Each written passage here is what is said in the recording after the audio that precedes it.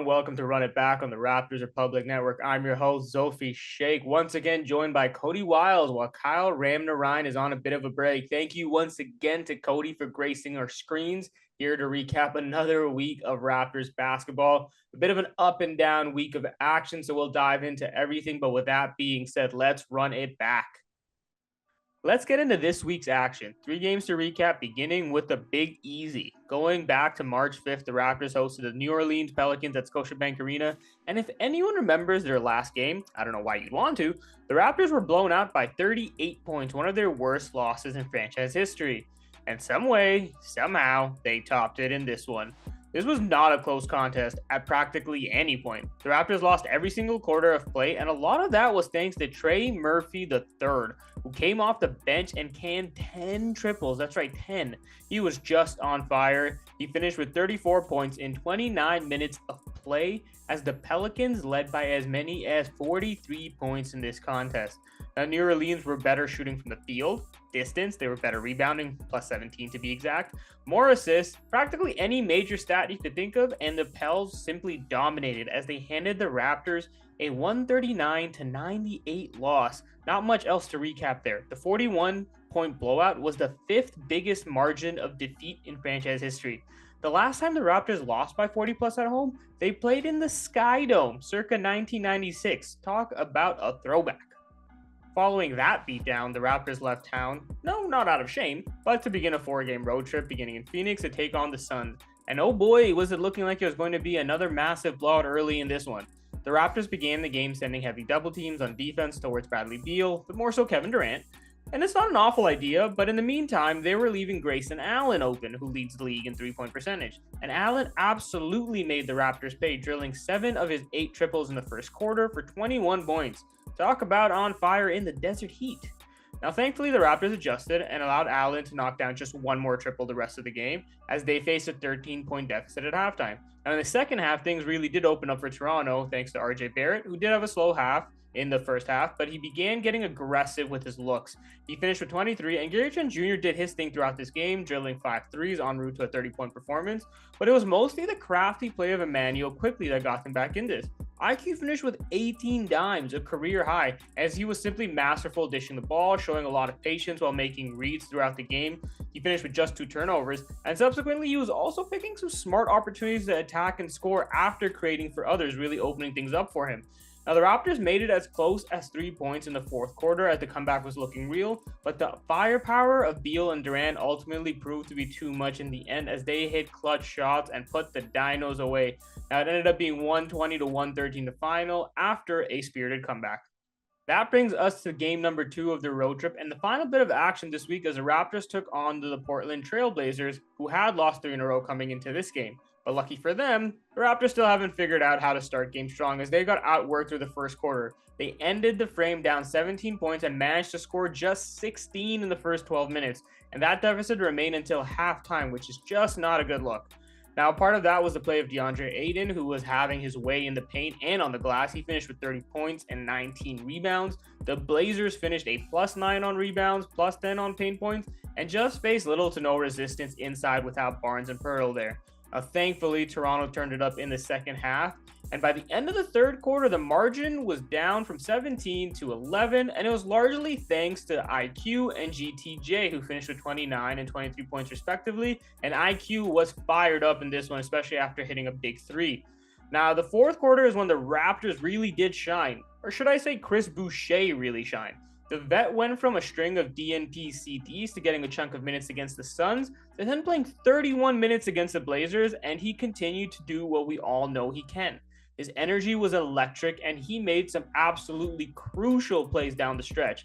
The final 2 minutes, to be more specific, he scored a big basket to make it a 4-point game. He then came down and crashed the glass, leading to a foul. He knocked down those 2 clutch free throws, and in the final seconds of regulation, he somehow found a way to tip in a rebound just quick enough for it to count, sending this game to OT. Now, it was just a monstrous effort for Boucher. He had a great game overall to get them back in this one, but unfortunately, he and the Raptors simply ran out of gas. They scored just 5 points in overtime and were outscored by 10 points in the extra period, going on to lose 128 to 118. It was another nice comeback, but ultimately an L nonetheless. All right, to recap all of that, the Raptors go 0-3 in the last 7 days. They're now 23-41 overall and still remain in the 12th spot in the Eastern Conference. And for our Tankathon watchers, I believe with the loss of the Portland Trailblazers, the Raptors are now just one game ahead of the Grizzlies for that elusive top 6 draft lottery odds. So, Coty, a lot happened this week, obviously, and a point of contention that at least I've seen online is the decision-making of Darko Rajakovic, the Raptors head coach. These very slow starts that have seemed to happen, the wide-ranging rotations and decision-making, like in the Portland game, you had McDaniels playing in overtime over Grady Dick, at least to start, and some of the questionable adjustments along the way. What do you make of the situation? Like, what's your read on Darko Rajakovic throughout all of this? We'll get to Jalen McDaniels in a second because I actually do have an opinion on it, and I feel like I'm in the minority, so I'm bringing the heat to run it back this week. Okay. That's why you bring me on. I like it. It's the Darko conversation it's been kind of wild to me because he's basically coaching a brand new team once again. Like, yeah. He's had to coach like 5 different iterations of these Raptors. Let's take a step back and realize what he's having to go through. Scotty's done for the year, most likely. Jakob Poeltl done for the year, most likely. Bruce Brown has missed 4 straight games with a knee injury. RJ Barrett was supposed to play against Portland, warmed up, and then goes and pukes in the locker room, and now he's not playing. Yeah. Lots of different things going on. And when stuff like this happens, you're going to see Jalen McDaniels get in the game. We'll talk about Chris Boucher as well. He's back in the lineup. These are the things you're going to see when the team is hurt. Even DJ Carton I saw him in a walking boot in game. So ankle sprain for him. We'll see what goes on there, but he's coaching a whole new team. He's got to figure out new rotations. It's going to be interesting down the stretch here. That's for sure. Yeah, like to add some context to that, to your point about like a whole new team, Darko Rajakovic has had to use 28 players this season. That is a franchise record. The last record was 24, and that was in 1997.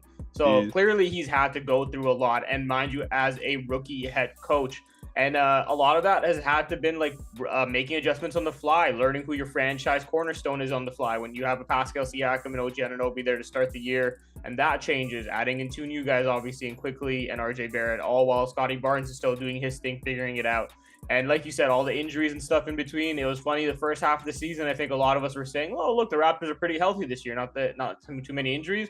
And then the injury bug just hit them out of nowhere. But that's just the life of sports and basketball. And so yeah, it's been a tough adjustment. I guess the follow up to that is like, does any of the stuff like not like lineups wise, I guess, like concern you a little bit? Because again, the slow starts seem to have been a theme throughout the entire season. They haven't been a great first quarter team. A lot of games at one point they had gone into like 10 straight games going down by 10 or more in the first quarter. It's probably more than that. And they seem to have that theme of slow starts, kind of getting into these deficits and then not being able to climb all the way back. Again, some of the adjustments seem to be happening slow in terms of real time within the game. So like, does any of that kind of stuff concern you, or do you think it's just a result of the circumstances? Yeah, I believe they've made at least 3 20-point plus comebacks already this year. They were going for number 4 against Portland. They trailed by 21 in the second quarter, fell short. They were trailing by a wide margin against Phoenix as well this week, and that one fell short as well. I think you'd mentioned it. Rookie head coach. These are the growing pains, right? And with the roster constantly in flux, and with the trade rumors earlier in the year, and just the amount of moving parts that Darko's had to deal with, I think he's done a pretty good job in basically the hand he's been dealt. He didn't get the team he really wanted for his system to start the year, and now that he's kind of got his team for that period of time before Scotty and Poeltl now are hurt, they were firing on all cylinders, like franchise records in the amount of assists. They've accumulated every game. The offense was trending in the right direction. They're 19th. They have the 19th O rating in the league, and that was only climbing after the Siakam trade, after the Anunoby trade. So we're gonna figure out some things, and we're gonna see some more things. But it's been interesting for sure. But I think he's just growing, right? And people are already calling for his job. I mean, get that out of here. Yeah, I'm with you. on that. I think it's way too early to have like a full picture of what Darko Rajakovic is as a head coach. I think the main things to take away or to keep in mind is, one, it appears the players really like him as a head coach, at least personality wise. So buy-in is obviously just as important when it comes to a locker room and being a head coach. Nick Nurse, fantastic coach, and the X's and O's are always going to be there, but clearly the locker room presence wasn't there towards the end of the tenure, and that's part of why the relationship ended the way that it did. And that makes a big difference, knowing that Darko Rajakovic has buy-in from these players and has their support. So I think that's part of it as well. And I think the other part of it too is that like he really only had like 2 weeks of this team being built the way that he wanted, in terms of fitting his vision, the roster meeting what he wanted in terms of the offensive play style. And when he had that, like you said, they were firing on all cylinders. Yes, they were able to rack up assists even without the team built the way that they wanted, and that's great. But once he actually had them fitting into the scheme how he thought it would make sense and what he sold this front office on, you saw that it was there. And then when it hasn't been built for him, they've struggled, and obviously so. But I think part of that too is like, just like players, coaches have to be set up for success. And this roster wasn't really set up for success to start. When it eventually got there, it looked decent for a bit, and then all these injuries happened. So that, again, being set up for success kind of went away. So I think that part needs to be given, like, taken into account in terms of context. And then, like, coming in, like, again, I mentioned this before, Darko Rajakovic, known as a development guy, and the players that needed to develop mainly have been doing that. Scotty Barnes, all-star season, best year of his career. Grady Dick made that big jump from the start of the season after to the conditioning stint, looking like a really, really good rotation player. And then Emmanuel quickly looking like a real point guard now. I'm sure we're going to talk about him in a bit and how much he's left under Darko Rajakovic. RJ Barrett's even playing some of the best basketball of his career. So I think the development side of it, he's done his job. And this is all while in flux with everything else that's going on. So the rest of it, I will say that you can hold him accountable, or at least say that these are things he needs to answer in year 2. But I don't think you have to kind of excoriate him for that and say that he's kind of proven that he can't handle the situation. I always like to mention this fact that, like, I think coaches need to be given more leeway. I don't like this whole, like, short leash in the NBA nowadays, where a lot of coaches aren't given much runway and they're kind of just move on to the next guy hoping that they work right away. I think they need to go through the growing pains. OKC is a great example with Mark Daniel and how he was able to turn that around. Zach Taylor, even with the Memphis Grizzlies, have looked really good. Will Hardy with the Utah Jazz, all young coaches being given an opportunity to grow through things. And for the most part, they've been able to make it work in their situation. So I don't see Darko Rajakovic being much different in that sense. So I'm excited to see what happens, but there are some stuff that hopefully he figures out in year 2. I want to step back a bit out of that. And obviously, like you mentioned, Coty, a big caveat to this entire week has been like the injury bug that's hit the players. Bruce Brown being out for 4 games. RJ Barrett missed that game because he got sick. DJ Carden, you said that all those guys have missed time. Barn is obviously likely done for the season. Another core piece you mentioned was Jakob Poeltl. He's probably done for the foreseeable future. Last time we were here, this was after the Charlotte game, we saw that he got hurt, but we didn't get the news that he had surgery to repair a torn ligament in his pinky finger. And as far as I can tell from very quick internet searches, it's not a short recovery period. So if Poeltl is done for the year, what do you make of his season to this point? It was for just the accounting stats, 11 points, 8.6 rebounds, 2.5 assists, 1.5 blocks on like over 60% field goal shooting. So what did you make of Jakob Poeltl's season here? Ups and downs for sure. And you mentioned that those were his totals throughout the whole year. He dealt with a bit of an ankle injury. And when he came back from that, I thought he was really good. Around 13 points, around 10 rebounds, 3 assists, 2 blocks, and over 60% from the field. I mean, he was a monster defensively. Like I see him pinning a lot more off the backboard. He came back from that ankle injury, multiple double doubles. And here's a pretty telling stat: without him this year, the Raptors are 2-12. Yeah. So he's been key to their success. More of a traditional big. You're not seeing him out at the 3-point line, but he fills a role for this team. And I thought he was really crucial for Emmanuel quickly as well, getting those pick and roll opportunities. And now really that he set such good screens, that's not going to be there for quickly for the rest of the season. But Poeltl, man, you can just tell they've been out rebounded these past 3 games without Poeltl, with a -33 differential. Like they are getting bamboozled when it comes to rebounding. Look at what DeAndre Ayton did. He went for I was right about to say, if DeAndre Ayton is beating you on the boards, it's a tough night. 30 points and 19 rebounds. Jusuf Nurkic against Phoenix, he had like 5 rebounds in like the first like 3 or 4 minutes, and then he ends up finishing with 14. They're getting caved in uh on the boards, and it's going to be a struggle without him. But I personally think he had a good season. He's done his role to perfection. He's not going to go above and beyond of what you expect from him, but the baseline is he's going to be super solid and do exactly what you need, and you know what you're getting out of him. Yeah, I think you put it great at the end there. Like, he's going to give you exactly what you need, and he's not going to really push the boundaries beyond that. What I really enjoyed from his season is I think he proved to a lot of people just how much value he has. You mentioned 2-12 without him, obviously the work that he does in the class, but just how much he's helped guys like Scotty Barnes and then Emmanuel quickly grow as a pick and roll partner, as a guy who can operate around the elbow areas. I like to say, just dishing the ball, getting those guys involved off ball, letting them grow. So Scotty can be an off ball mover and a cutter. Emmanuel quickly can find his looks from outside off the ball because Jakob Poeltl can kind of dish the ball around that elbow area. It really opened up a lot of things for them offensively and defensively. Like, I wouldn't say he proved me wrong, but he really did remind me, especially, and a lot of people, just like, again, the rim presence that he can be. And after that injury, like you mentioned, just being able to get up and swat shots, and you really felt like he was an anchor there. And that really does make the rest of the team comfortable in terms of the style they play defensively, moving around. Scotty Barnes can be that help defender, kind of roaming around the backside, and it makes things easier for him. So I think Jakob really just emphasized how much value he adds to this team. And it's not going to be the sexiest type of game. It's not going to be jump out stats. He's just going to, like you said, do exactly what he needs to do. And that's good for this team. They don't need everybody to be like a 1A guy. They need people to fit into this team and fit their roles. And when you have RJ, IQ, and Scotty being those guys who are going to be that core, having a complementary piece alongside them, especially a center, which this team has had such an up and down history with in the last couple of years, having that anchor that's reliable just at the back end there in Jakob Poeltl, I think means a lot to this team, and it's going to be big for their growth and their development. So I think his season is exactly what you kind of wanted to see out of him, reminding people where his value lies and just how important he is. And then when he's not there, again, showing how much of a difference that really does make in terms of what he can add to this team, both offensively and defensively. So if he is done for the year, it's unfortunate, but at least we got to see just how much of an impact he can make on the floor on a nightly basis. And next season, fully healthy, I think this team is really set up for him to thrive in that system. So I'm really excited to see where that comes from. And off of that, Coty, I guess the last question I want to ask you is, again, this has been a very weird up and down week. There's been no wins, but there's been some really interesting, or I guess positive things to see throughout some of these games. Obviously not all of them. The Pelicans game was pretty ugly.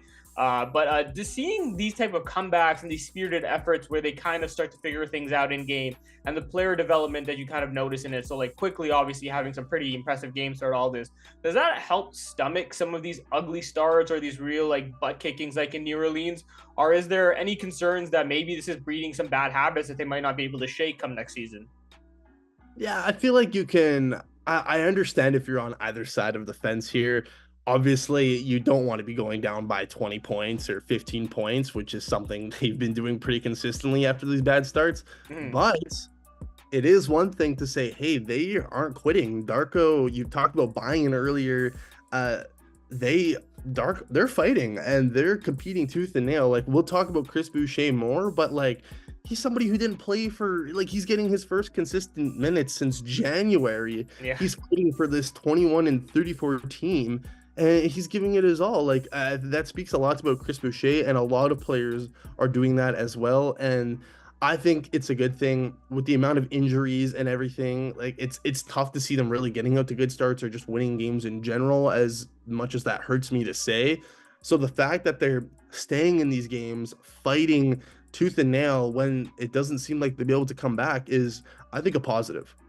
Yeah, I think it speaks to this idea of they're not doing this out of just like you said, poor effort or just not caring or not trying. I think there's just something behind all of that where maybe schematically or just not understanding how to come out strong in games that they probably just don't have much experience with. And before I say that this is something that's building a bad habit, I do kind of want to just see next season if it continues. And if it doesn't, then probably this team actually really did focus on it in the offseason and found ways to adjust. If it continues, it'll be a different conversation. But I think an interesting thing that I've noticed in a lot of this, and I mentioned this before, is with all these guys stepping up and having to take on these bigger roles with the Raptors, a part of it is they're not used to having to be the starters for a team in terms of the offensive engine. So quickly, he spent time coming off the bench for the Knicks, and we mentioned this before. That's why he's a slow starter usually, and he's had to learn to kind of be no, I have to really be on my game right away because they need me. RJ Barrett had to play alongside Jalen Brunson and Julius Randle they're going to be the offensive initiators before RJ Barrett. So he's not the guy who's had to really be that first option scoring in the first quarter. Scotty Barnes did a bit of that, but then obviously he got hurt. And even then, like, he wasn't really known to be a strong starter. He was better in the fourth quarters in a lot of these games for the last 2 seasons. So they haven't really had that first quarter guy. I mentioned this in the past. Jonas Valanciunas, when he was on the Raptors, he was that guy. Back in the day, even that game when they played against the Pelicans, he had a great first quarter, a great first half. He's just known to start games really well and then tail off towards the end a little bit, which is why they usually keep him on the bench in fourth quarters in a lot of games. And the Pelicans still do that too. So the Raptors haven't had that guy, but I think these guys are understanding that they're going to have to turn into that type of player. But it's again, like you mentioned, so much has changed for these players in such a short amount of time. And they already have to figure out how to play well in these new roles, let alone focus on just the first quarter. So I think that will come. And I think that's an interesting thing to kind of keep in mind with all this is like, their roles have changed so fundamentally that's going to be part of figuring it out. And next season, I think, is a better time to kind of judge the slow starts and the slow adjustments by this entire team and see where it goes. But I think that pretty much wraps it for this part of the conversation. I think now we can kind of move on to the power rankings and see some more individual talks. All right, now we're on to the power rankings for March 4th to March 10th, the latest edition. Again, I always like to mention this is a fluid list. It changes week to week, which is why there's a lot of jumping and back and forth, but it gives us opportunity to talk about more stuff. And I always love when Coty and I have different answers to this, so we can kind of compare and contrast. But for me to start, I have Immanuel Quickley still sitting at the 1 spot, RJ Barrett coming in at 2. Gary Trent Jr. for me jumps up all the way from 8 to number 3.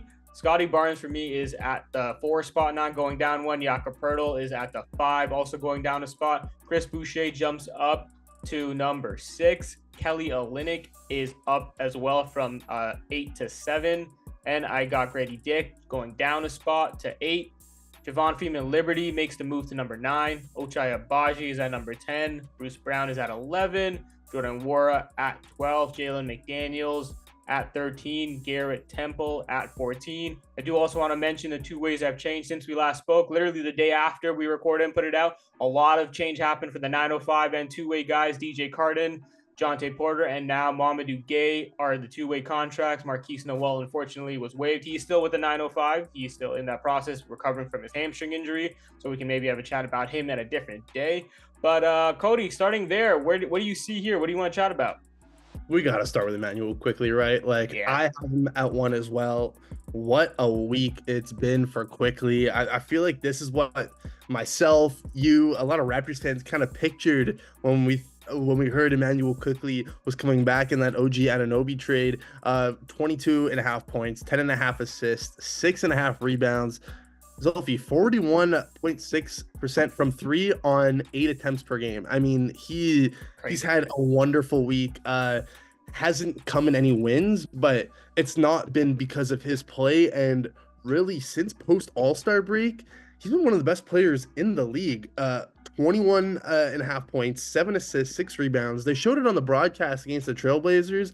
I believe he's like one of 5 or 6 players to average over 20 points, 7 assists, 6 rebounds post All-Star break. I mean, he's been really good to me. 7 attempted threes in 9 straight games, longest stretch in his career. I mean, I've been thoroughly impressed with Immanuel Quickley this past week. Yeah, look, I already know this conversation, whoever had this opinion was in the minority, but I want him to throw it out the window. This idea of Immanuel Quickley can't be a point guard, or he wasn't going to be able to be the point guard. 18 assists against Phoenix. 18. And he did it with 2 turnovers.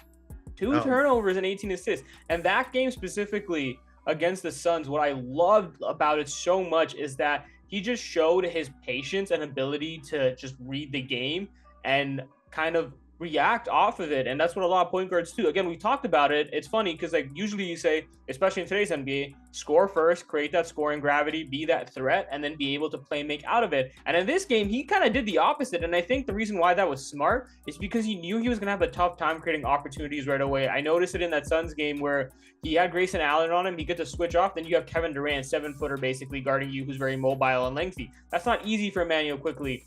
So instead, he decided to keep that dribble alive for that extra second, kick out those passes to the corners or dump off in the middle, kind of working with his bigs inside. And that opened up his game. He started getting switches onto Drew Eubanks later in the game instead. And then he was able to use speed to get around him, kind of have that extra little bit of space. And those guys were sagging a little bit because they thought a pass was coming. And that really did open up his game. And it just shows Emmanuel quickly has gotten so confident in that role. He's kind of reading things at a much better pace now. And it's really opened things up for him. I just love the efficiency in terms of his passes, the turnovers. The turnovers are going down. The assists are obviously going up. This past 3 games, like you mentioned, it's basically 11 assists. The 18 in the Suns game juices that a little bit, but it is still incredibly impressive. And I'm just so glad to see that, like, him answer all those questions about, like, this dude is your point guard for the future. And he has all the makings of a great one.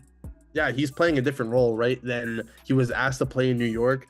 I mean, it hasn't even just been this week, like 7 games with at least 10 plus assists this season. He only had 4 10 plus assist games in his first 3 years with the Knicks. I believe I said something like that last week. Yeah. But there's still some things I want to see improvement from him. Like, it's crazy because his ceiling, he can still grow. Like, this isn't like final form Emmanuel. Oh, yeah.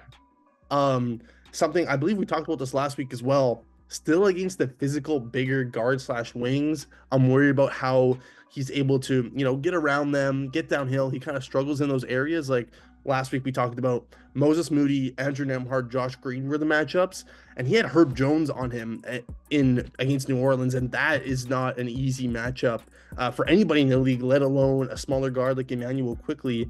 So if he can keep getting better at creating those advantages against those players like that, like you mentioned, keeping the dribble alive, it feels like when he gets into the paint, can get kind of almost like jumpy with the ball is how I like to do it. Like you'll see a lot of times he'll throw up this crazy floater and it like almost goes in, but a lot of the time it's rimming out. So just he's looked a lot better this week than he has, but it's something I'm keeping my eye on.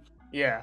And I think the interesting thing to see with the bigger guards, like you mentioned, and how that's been a challenge, something I think that can probably help him in the future, which it has in the last couple of weeks, is just how much more like efficient and proactive he's been from beyond the arc. And you mentioned it, like 42%, 41% from 3 in the last 3 games. Shout out to Samson Folk. If you haven't, read his piece on Raptors Republic talking about Emmanuel Quickly's growth. He basically took what a bunch of us wrote before and made it a lot smarter and a lot better. So please read that. He really goes in depth with film and everything, talking about just the growth that he's shown, how his game has opened up. And part of the thing that Samson mentioned is just how Emmanuel Quickly throughout this post All-Star break stretch has kind of re-shown that he's one of the best shooters in the world. He is so good from downtown, and when he came to the Raptors, we all knew it, and he had flashes of it, but it wasn't really consistent. That a shot from beyond the arc, he was struggling a little bit to find his looks. He was still doing a lot of it off ball more than anything. But now that he's gotten comfortable from there and he's starting to pick it up, like you said, the attempts are really getting up there now. He's had over 8 attempts a game in this past stretch. And once he gets to like that 10, 11 attempts a game and that efficiency stays, it's going to really, really open things up, especially as a counter to those bigger guards where he doesn't have to force looks inside. He can kind of open his game outside first and then be able to drive off of that and attack closeout. So I think that'll be something that'll help him. But that pretty much does it on the Emmanuel Quickly side of things. Before we get into the rest of the conversation, you and me talked about this kind of off air, in the sense of like, how do we talk about Scottie Barnes and Jakob Poeltl and all of this? And just for a bit of clarification, I think what you and me agreed on was like, just how does their value or the absence of get matched up to what these guys are adding to this team? Chris Boucher is somebody I'm sure we're about to talk about in a second. So the way I viewed it is like, does the value of Chris Boucher perform the absence of value of Scottie Barnes and Jakob Poeltl? That's kind of how I looked at it. I don't know if you have any extra thoughts on that, Coty. I'm fully agree. I mean, it's tough to kind of, when you're doing a fluid power rankings week by week like this, like you guys do at Run It Back, it's kind of hard to, place it around, but we're doing the best we can. It's at the end of the day, it's just our opinion. So, I mean, I had Scottie at 2, you have him a little bit lower, but at the end of the day, it's, if you want to take them out of your own list or whatever, go ahead. But yeah, that's how we're doing it. So yeah, we're not trying to make excuses, but I'm just saying, just like Darko, we've had a lot to work with. This power rankings idea was fun when it started, and don't get me wrong, it's still very fun. But oh my God, have we had to change this a lot? The amount of times we've had to change headshots and graphics and move players and things around, and it's been a lot to kind of figure out, especially with 2 ways and those guys actually playing. So it'll be interesting to see kind of what this, just comparing at the end of the year, what this team looks like from start to finish. Obviously, it's so different now, but one guy who's been there the entire time, and I want to talk about him, is Chris Boucher. Obviously, a very, very important player to talk about right now, from not being in the rotation at all to getting back into it. And just reminding, I think more so the front office, or I guess the coaching staff, because I think a lot of fans already remember what Chris Boucher was, just the impact he can have and the difference he can make, even though he may not be the best schematic fit for this team. I just want you to talk a bit about Boucher. There are not many players in the league who can sit on the bench for basically like a full month and a half, and then come in and fight for a Raptors team, which is one of the worst in the league. His attitude towards the game, his hustle, which is something that every Raptors fan has talked about constantly, it's unmatched. I mean, yeah, 11 points, 9 rebounds, 2 assists against Phoenix, 16 points, 8 rebounds, 2 assists, 3 blocks, hit a couple of threes as well against Portland. You mentioned it already. Started OT against the Trailblazers yesterday. I mean, this is his first real minutes since January, and he's just, with all the injuries, some minutes were going to open up. We saw last week, we talked about it. Jontay Porter was coming in over Chris Boucher, and now Chris Boucher is back into the lineup. So I would assume this would continue. If I'm Darko, I'm continuing to play Chris Boucher because it seems like everybody loves him. We heard the "We Want Boucher" chants ring out this week. So keep him in there. Everybody wants to see him. We need somebody to take these minutes anyways. So, and he's run with the opportunity. Yeah, I think that's exactly right. He's taken the opportunity and just shown, kind of like Thad did earlier in the season, like he's a veteran that's just stayed ready no matter, again, maybe he doesn't fit schematically what you want out of your bigs, a guy who can pass and move the ball around a little bit, and what he can offer defensively may not be the same, but he has so far has been a really good pick and roll partner for Quickly, just as a strong roller to the basket, and he's added effort defensively. And he said it post game after the Trailblazers game that, like, part of my job is just to go out there and like add chaos to the game. And go watch the last 45 seconds of that game against the Blazers in regulation. I mean, in the fourth quarter, he did exactly that. He was great on defense. He got them a couple extra possessions just by his hustle around the basket and the rim. He was able to kind of get that weird, should have been a turnover Raptors ball, but it wasn't because of a questionable call by the referees. It ended up being a jump ball instead. He ends up winning the tip. He ends up getting the tip in after that. That sends it to overtime. He's just constant effort and energy. And I continue to stay this point that, like, part of what he can impart on this team is that's a lesson. I know it's wins and lessons mode. One of the lessons to take is Chris Boucher just being ready and the amount of effort he can add to this team on a consistent basis. Other guys can learn that to be able to provide on a consistent basis, especially when you're down like 10, 20. I'm given this roster, like, it's going to happen more throughout this season and maybe even next. And knowing that you don't have to just hang your head and you can play through that, or even through a personal situation where you're not in a game much, you can still come out and be ready and be effective, I think is a huge lesson for this team to learn. And if you want to get a deeper dive on it, again, I'm just plugging more Raptors Republic work. Esper Haney's recap from this Portland Trailblazers game is up. Check that out on the YouTube channel as well. He really goes deep into what Chris Boucher did out there, especially towards the end of the game. But I want to jump back up for a second. We kind of skimmed past it a little bit. I want to make sure he gets his love. Gary Trent Jr., I bumped him up to 3. You may have it a little different, but I think the reason why is just that everyone knows what they wanted from him. And given the season that he's had, to the point where people were like, get rid of him, just he's an unrestricted free agent, don't even bother trying to re-sign him, just the way he struggled so immensely to start the season, going from starter to bench, back and forth. You didn't really know where his role was going to be. He had a tough shooting stretch for a while. You could see it on his face, his body language. He ended up dealing with plantar fasciitis for a bit, which I'm sure a ton of people even forgot about it to this point. But lately, he's just been so consistent in that starting lineup, especially for his role. His role is to go out there, be a gunner, be a scorer. And I personally think in the last couple of games, he's just been doing it so much on his own terms, scoring the way that he likes to. And that's really made a difference to his game, which is why I bumped him up to 3. Again, he's not going to be doing too much else, but he'll kind of give an effort defensively, be active out there, at least trying, causing a bit of havoc. And I think once his offense has returned to him, and it really has during this stretch, you can see the value that a guy like Gary does add to your team. Yeah, I had him around this range as well. For this week, 23 points, 1.5 assists, 3.5 rebounds, a little below league average on a 3-point percentage at 34%. but he's taken 11.6 Yeah. attempts this week. He's taken 10 plus threes in every game. He's 45% from the field in this week as well. He's had a good week as well. He's somebody who's taken a large part of the offense as well. Like he's really now like the number 3 option for this Raptors team offensively. And I mean, like you said, his role is to be a gunner. I want to see a secondary skill, a main one from Gary. I'm thinking more long term. He's a UFA this offseason, so we'll see if the Raptors decide to bring him back. I believe he's an unrestricted free agent. He might Yes. be restricted. I believe. Okay, good. We know he can shoot threes, right? That's evident. He has some self-creation flashes as well, which we're going to see a lot of it down the stretch here, especially like I mentioned, he's going to be the 3rd option. And when someone like RJ Barrett's out, he's right there with Quickly as like, hey, we need you 2 guys to be the offensive drivers. And again, you mentioned the defense. I want to see some more consistency on that end as well. Like if he can be a 3-and-D guy for this Raptors team in the future, then I think that's where his role in the league really is. It's interesting because he doesn't really fit Darko ball. You know what I mean? With the amount of passing around, like he tends to be a bit of a black hole. I mentioned it, only 1.5 assists this week.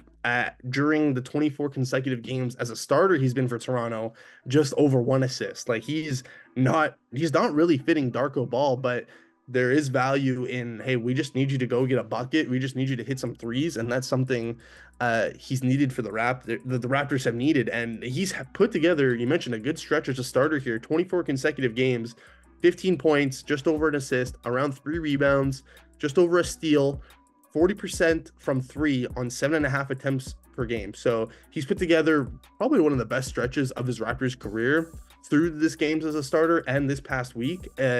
I've been impressed with Gary's game. Yeah, I think it's interesting that you mentioned that like he doesn't necessarily fit into Darko ball, like you said, because he's just a guy, when the ball gets to him, he's probably going to be looking for his shot more than anything. But at the end of the day, like this offense is predicated on the idea you move the ball to get a good look, and somebody has to finish those plays, right? At the end of the day, somebody has to be trying to score it, right? So if he is that guy more often than not that is finishing plays, as long as it's working and it's going in, that's not necessarily a bad thing. So at least you have somebody willing to play that role. And like you said, right now, the Raptors need somebody to pick up that scoring load without Scotty Barnes, without Jakob Poeltl, RJ Barrett being out and being sick and all these other injuries. So it's good to have a guy who is at least willing to fill in that gap. But I think that covers it for the top half. Is there anyone else you want to mention here before you wrap this up? I want to touch on Jalen McDaniel, Zulfi. I feel like I'm going to be in the minority because he was somebody I loved when the Raptors first signed him. He's on a 2-year contract. So he's going to be here next year. So, he's at least under contract. We'll see if he ends up being here next year. I liked his game against Portland. I liked it, Zulfi. I mean, 4 points, 10 rebounds. That's a season high for him. 3 assists, 2 steals, 1 block. Played 25 minutes. Started OT for the Raptors. Man, I see the vision because he was defending Anthony Simons. If he can defend some guards and be a long, rangy, disruptive defender, like he has some quickness, he has some length to where he can be a disruptive defender against like some guard wing type guys. Doing something on offense would be nice. Like if he could, it would help. Yeah, you would think if he could hit some threes, that would be nice. But I'm starting to get sucked back in. He's gonna get some minutes here, I would assume. Like Darko, like you mentioned earlier, praised McDaniel's post game. So we'll see. But I feel like I'm in the minority. But I like McDaniel's. I like the game he had. The rest of the season, I just brainwashed me. But if we're starting fresh, this is a good way to reintroduce yourself to the fan base.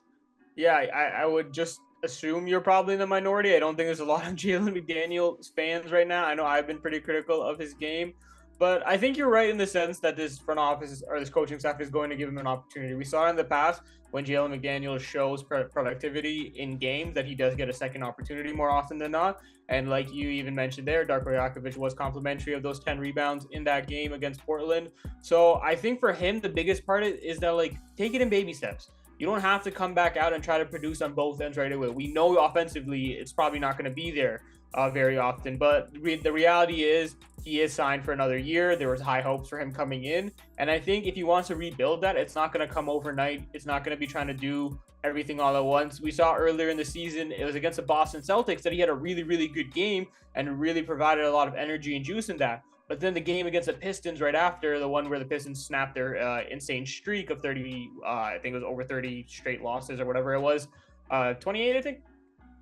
The reason why he just didn't look so good in that game is because he was trying to do too much. He was out there for longer than he probably needed to be. He was trying to kind of commandeer the offense at times and try to operate when that's really not his role. So I think he needs to make sure that if he's going to follow up his performance against Portland, it's going to have to be something simple. Like you said, he'll probably get that opportunity with the injuries that are going on. The front office and the coaching staff does want to invest in him to kind of get him back to a productive role. And I think if he can do that in smaller bursts and in like just one or two things at a time, it'll really help his chances staying out there. Again, like I said, I've been critical of him, but for what it's worth, I'm rooting for the guy. I think since he is going to be here, he can add value based on his physical traits. So I think that'll be the main thing for him. Just keep it really simple at this point. You don't have to come out gunning. You don't have to do things that you're not accustomed to doing. And I think that's how he gets back into this rotation. But before we wrap things up, Coty, that'd be fun since, again, 905 guys, we'll do a bit of a 905 check-in real quick. Starting with Javon Freeman-Liberty, obviously no longer a 905 guy. He is with the Raptors, and given all these injuries, he's gotten a bit of an opportunity, especially, unfortunately, obvious that DJ Carton has been hurt. But JFL has gotten an opportunity because of that. He's come out in that backup guard slot a little bit throughout these games. What have you seen from him? How have you felt about his couple of minutes out there? Yeah, I feel like he's been making the most as of right now for the unfortunate Carton injury, who Darko basically picked DJ Carton over Freeman-Liberty as the first shot for those backup point guard minutes. We saw against Portland, JFL starting in place of Grady to start the second half. So he's gotten consistent playing time over this week, 18 minutes in every game, which is kind of weird, like literally 18 minutes each game. 8 points, 1.5 assists, 3.5 rebounds, 33% from three on 2 attempts, 50% from the field. You could tell he's starting to get accustomed to the NBA game. It's really hard to, I guess, analyze like how he's been so far, just because like there's so much going on with the Raptors in general, and he's still trying to figure it out as well with a chaotic situation around him. But he was one of the literally like 2 positives against the New Orleans Pelicans. Yeah. Like, great game off the bench, 13 points, 3 rebounds, assist, hit a 3. So we'll continue to see how it goes. He's going to get the opportunity because DJ Carton was in a walking boot. So I don't know the severity of his injury, but he's getting a look and, you know, more of the combo guard. So we'll see. Theoretically, he fits with the Raptors, right? Like he can play alongside Scotty Barnes. He can play alongside Emmanuel Quickly. He can play alongside RJ Barrett and fit along that crew while providing some great on-ball defense, which is something I love about Freeman-Liberty. So we'll see what happens. But can't hate the minutes. I don't love them. Like, obviously, I'd love to see him do more, but he's figuring it out as we go here. Yeah, I think the thing for me is that the main thing I've seen, given an actual like extended stint at the NBA level, is that a lot of like the strengths of his game seem to translate well to the NBA level, which is positive. He has no fear going to the rim and attacking guys. Like you said, against the Pelicans and their size, he was willing to go inside and drive to the basket. He had a couple, I think he had a really nice and one towards the end of that game against the Pelicans. So again, that lack of fear at the rim, again, he's like 6'4", 6'3", plays bigger than his size, and he just attacks with a lot of ferocity, which is good. That translates well. The jumper is a work in progress. We've talked about this before. He's better from a standstill spot. And I think kind of going off of that, the main thing for him that we kind of need to see, the biggest adjustment from him, is that he's obviously going from being the guy at the 905 level, the offense running through him, getting as many looks as he practically wants at that game, to then being a much more like standstill guy at the NBA level, moving around the offense, moving around other players who are getting their looks first. So having to make that adjustment, I'm sure hasn't been easy for him, but he's making the most of the minutes, like you said. The main thing I like is that he's not trying to do too much. He's keeping it simple, learning how to get into that role. Hopefully, to your point, once that happens, he can kind of open things up a little bit, especially as a playmaker and kind of getting other people involved as well. But it's baby steps. But the main thing is the game's translated. He's put in a good effort, and he's had a good mindset throughout all of this in terms of being a willing player within the system. So I think it's positive. The other 905 guy I wanted to kind of touch on is obviously the new guy, Jamius Ramsey. I really hope I'm pronouncing his name right. Yeah, I think I got it right. But if I didn't, I'll correct it for next time. So he's a guy maybe a lot of people don't know. He was really good with his last G League team, and now he came to the Raptors system. Do you have any thoughts on his game so far? I saw a little bit of his game throughout this week and I have a couple thoughts, but I want to know what you have to say first. Yeah, only 22 years old for Ramsey. The crux of his game, he's a microwave scorer type of guy, right? With the previous, before his 905 stint here, 20 and a half points, nearly 8 rebounds, 3.5 assists, shooting about 42% from three on over 4 attempts per game. So this is another like offensive minded guard that the Raptors have brought in, a couple of them now this season. He's put up some decent numbers in his 2 games with the 905. I believe the game you really paid attention to, 16 points, 5 assists, 9 rebounds, 6 of 16 from the field, 2 of 7 from 3, and the 905 win. And then they got blown out of the water by 40. But his best game as a 905er, 23 points, 6 assists, 6 rebounds. So he's got 4 days left on this 10-day contract. So we'll see what he continues to make up with it. I feel like as of right now, he's got a bit of an uphill battle to replace the Raptors post it, just because we haven't even seen him with the big club yet. Like, he basically just got assigned immediately. So we'll see what happens with Ramsey. The defense is a question mark, but I love to hear your opinion on it. Yeah, I think you're right about the defense being a question mark. It's hard being thrown into a different system and a scheme, especially with a team with the 905 that goes through so much roster turnover on their own. They've had to basically change who they're playing through now. You see guys like Kobe Simmons and Amari Moore really thriving with that team as the guards, when it was Marquise Noel and Javon Freeman-Liberty to start the season. Talk about a massive change there. And I think you're right that it's probably an uphill battle for Ramsey to get with the Raptors. But given that they only have so many games left, I wouldn't hate the idea of giving him either a second 10-day or trying to just keep him on for the rest of the year, in the sense that, like, you have Carden on a 2-way now, so he's kind of set in that regard, and you don't have to worry about that. That roster spot is there. And it's clear the Raptors are making a point of emphasis to find somebody to fill in that backup guard spot. Javon Freeman-Liberty being converted, DJ Carden being brought in first, then you bring in Ramsey. They really, I think, identify that the backup guard spot isn't somewhere that they have as an area of strength right now, and they want to find it.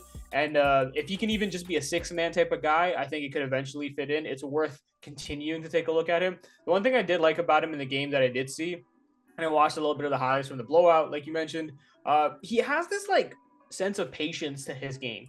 He's not really like forcing things. Maybe some of that is just the fact that like he just got here and he's figuring it out. But I think he just shows that he has a lot of poise to how he plays. He doesn't really like speed up more than he needs to. He doesn't slow down too much at times too. He picks his spots really well from what I've seen. And that plays to being a microwave scorer. That's part of it. Like, if you are a microwave scorer and you're coming in to kind of really add that punch, a big part of it is you have to be efficient. If you're doing it on low efficiency, it's like, well, you're not really adding that much value to the game. So being able to do that on decent efficiency, I think, is super important for him. And that's what I want to see more of. And I think just the quality of play in the very short stint, given all the changes that they go through, has been positive. And I like that the idea that the Raptors are continuing to take flyers on guys like these, trying to figure out that backup guard spot. So that pretty much wraps it up for our 905 check-in. I know we both love talking about this. Hopefully there's some people out there enjoying 905 stuff as much as we are. There's only so many games left for them as well, but they've been a lot of fun this season, getting check on guys like that. It's been a kind of a fun opportunity for us, getting to see guys from the 905 go up and down, back and forth. Gives more people some information for us to provide and context for us to give you guys. So I'm glad we were able to do it. But that wraps it up for our power rankings. We're going to move on now to betting ahead. All right, now it's time for betting ahead, powered by FanDuel. Let's start by looking at this week's schedule. Things won't get easier for the Raptors, but with how they've looked as of late, that seems to be more and more common. Toronto stays on the road to take on the defending champion Denver Nuggets at home. Now, if facing Jokic, Murray, and the stacked squad that is the number 2 seed in the West wasn't enough, doing it in Denver's high altitude won't make things any easier. I don't think it'll be a super close contest unless the Raptors really do just catch fire. But even then, the Nuggets are so good, they can just turn it up to another level whenever they feel like. Go back to their last game as evidence. Toronto scrapped in that game, and they stayed within it against the Nuggets' relatively thin bench. But once the starters got back into it, it wasn't really a close contest. All 5 starters for the Nuggets ended up scoring 10-plus points, led by Jokic, who had 31 points, 15 rebounds. And that was against a much healthier Raptors squad a while ago. So I really don't think this is going to be much work for this Denver Nuggets team. And yeah, so that would be a bit of a blowout. Hopefully not. We'll see how it goes. The Raptors do like to play up to their competition at times. And that brings us to the Pistons. And this game is really more about pride than anything. The final game of the 4-game road trip against a Detroit team that you lost to in Detroit earlier, ending their massive losing streak. Now, losing to the Pistons, I guess, could help the whole tanking odds in that conversation, I guess, but it would be relatively small. Again, the teams below them are just so far down that it would be hard to catch up to them. And maybe this helps them, but probably won't make much of a difference. And even the Raptors, as banged up as they are, they just ought to beat this Pistons teams. You have double the amount of wins they do. You blew them out at home earlier in the season. And then when you did lose to them, it was by 2 points. And that was the same day you traded away half your rotation. So I don't think talent-wise the Pistons should be able to keep up with Toronto. And if you do get punked by Denver, which most of us assume they will, I really do want to see a spirited response against the Detroit Pistons. So I think that should at least be one where if they have pride for themselves, they play up to their capabilities, even with a banged-up squad. I think just with the amount of talent they do have on this team, they should be able to come out with a win. And that brings us to the final 2 games next week. It's a home-and-home split with the Orlando Magic, who are a scrappy offense that can sputter at times, but just a very great, solid defense overall. Now, the realistic answer here would probably be to say the Magic sweep, especially with how much front court power they have with the duo of Paolo Banchero and Franz Wagner. And even they have other really good bigs in Goga Bitadze and Wendell Carter Jr., who will probably make a lot of trouble for the Raptors. But I personally just think it's hard to sweep home and home sets, given that teams get the chance to respond immediately and make adjustments after that. So it's not always that simple. So I'll take the risk and say they split the series, the home team winning both times. Now, the only times these teams did play, it was in the in-season tournament way back when, and this is a whole new Raptors team. The Raptors did get blown out at that game, but they were just a very different-looking squad. So I'll be curious how this one goes out, and a big matchup I want to look at is Immanuel Quickley versus Jalen Suggs. We've talked about how Immanuel Quickley has had to deal with bigger guards or just scrappier, more defensive-focused guards, and the challenges that has faced are presented to him, and Jalen Suggs absolutely fits that mold. He likes playing against the Raptors, too. He gets really feisty. But if Immanuel Quickley can win that matchup, I think it bodes well for Toronto's chances to come out with at least one win in this game. So we'll see how it goes. I'm picking the split in this series. But that pretty much wraps it up for betting ahead. We're going to move on now. All right, that does it for us. We want to thank anyone who followed along. We hope you're all caught up on everything in Raptors land. If you like this and want more content from Raptors Republic, check out the description or go to raptorsrepublic.com for more details. With that being said, please like, share, subscribe, all the usual stuff. Comment, give us your feedback. Let us know what you like. Did you agree or disagree with our takes? Are you a Jalen McDaniels lover? Are you kind of caught back in with Coty, or are you still a little critical? Do you hope to see some more? Let us know what you think. I am Zulfi Sheikh, your host here, joined by Coty Wiles. Thank you again for filling in here on the Raptors Republic Network, and we will see you next week when we run it back.